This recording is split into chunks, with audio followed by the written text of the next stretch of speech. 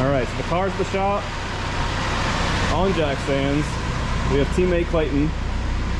Put in first gear and foot on the brake. Don't even need the clutch. So after further inspection, we could hear a sound grinding, and with each passing gear, the grinding got louder. Then I started thinking it's not a clutch, because it's going through the transmission. It's actually correlating going out the transmission. What is going on right now is the output shaft coming out the transmission on the passenger side is completely stripped. The threads are obviously gone. It's an open front diff, so it won't drive this wheel, which is still connected. Let's get into the car, and I'm going to show you what I found. You see the axle's not moving. But look right there. The shaft is spinning, and it stripped the housing going into the axle. The transmission is actually okay, and it's just simply a spline shaft that is completely stripped. Now it sounds horrible. You hear there, it sounds like a complete gear has blown up in the trans, but the trans shifts like butter all the way through. So we really dodged a bullet there. Now we do have a lot of ABS lights. I'm assuming all the wheel speed sensors are bad. The rear brakes are chewed up. We do have a pretty good oil leak coming from somewhere. We'll figure that out. But all in all, this is going to be a great little car. Let's keep tearing into it. But the window's thicker. Oh, nice. $30,000? Somebody paid $30,000 for this? Someone paid $30,000 for this car, brand new. And the base price of it, even the cheap price, was $28,800. And we optioned the Inferno Red, heated seats, which are going, and a black cloth top, which I will say, I really do like the black top. So, good job to the original owner. But for the love of God, you paid the equivalent of today's money. That would be like maybe 45 grand, or we'll call it 40 with inflation. This car on the market at the top. Yes, you had so many options, but you got this. And whoever you are, thank you for it. We appreciate you. That's so cool. It really is. Gotta keep this, man. Nice. Oh yeah. First oil change is done. 5 quarts. End of the car is looking a little bit. I think it needs motor mounts. And then I looked over here and I realized the motor mount's literally missing. Or broken in half. And then on top, the bushing in here is just completely gone. So there's some stuff to do to this thing before we can even get it roadworthy. The oil filter, I took a picture of it, was like literally this long, and then the Napa one was like this long. So this poor thing probably got some really cheap oil changes, so we put Mobil 1 back in it. Just a 530 for now. I'm going to do some research on maybe a heavier weight oil for the track days, but I'm sure there's going to be a flush and dump oil change. Loving it so far.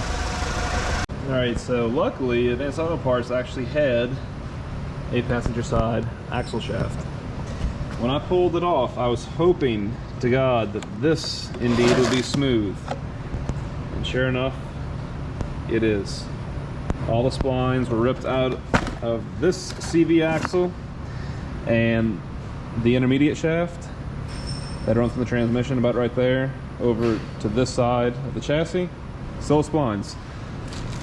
Also, look how aggressive the splines are cut into the CV. I think that we are going to be in business. So let's get some good grease inside of here. I did see that the shaft is supposed to have an O-ring on the end to help seal it up. I'm going to go get an O-ring and one of my O-ring kits. Get this installed, and we should see some wheels turning here pretty shortly. All I did to get the shaft out was take the lower ball joint loose, which is very easy. Just one bolt and a fork to separate it. It's able to pick it up, pull it right out. Very simple job. Okay, we have our intermediate shaft, splines nice and clean. We have this pre-greased. I like to use like a Molly almost like a, this is actually what we use on our kingpins and bushings and this grease gun. But it's a high moly content grease, and then I also put a little grease on these splines. That way, when you put them in your hub, these never get frozen. Sometimes I've seen these to where we are hammering these out really hard because they have rusted almost completely solid. Now this one, being a car from Florida, really clean, so that's great. Let's get this installed, and we should have it spinning here shortly. All right, let's see what's gonna happen.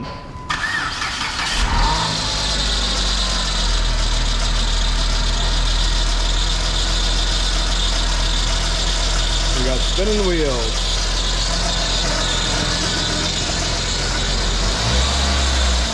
Second gear.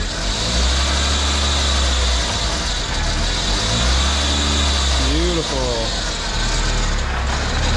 Third, fourth, yep. That's good.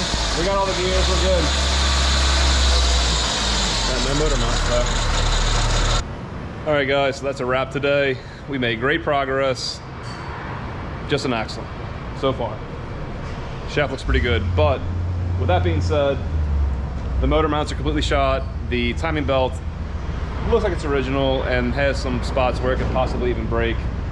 Our accessory belts are squealing like no tomorrow. Hey, there is a brand new alternator in there though.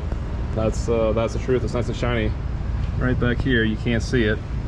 So the next step is going to be pulling this motor mount out, which ironically I did just get the cover off. These are going solid mounts, top and bottom. Also going to replace the mount down here, which is down the center. Still a fair amount to do, but this is making great progress. I'm going to call this a chop right here. We're going to wrap up this video, and the next video will be working on this motor. So as always, smash that like button. Thanks for watching, and I'll see y'all next time.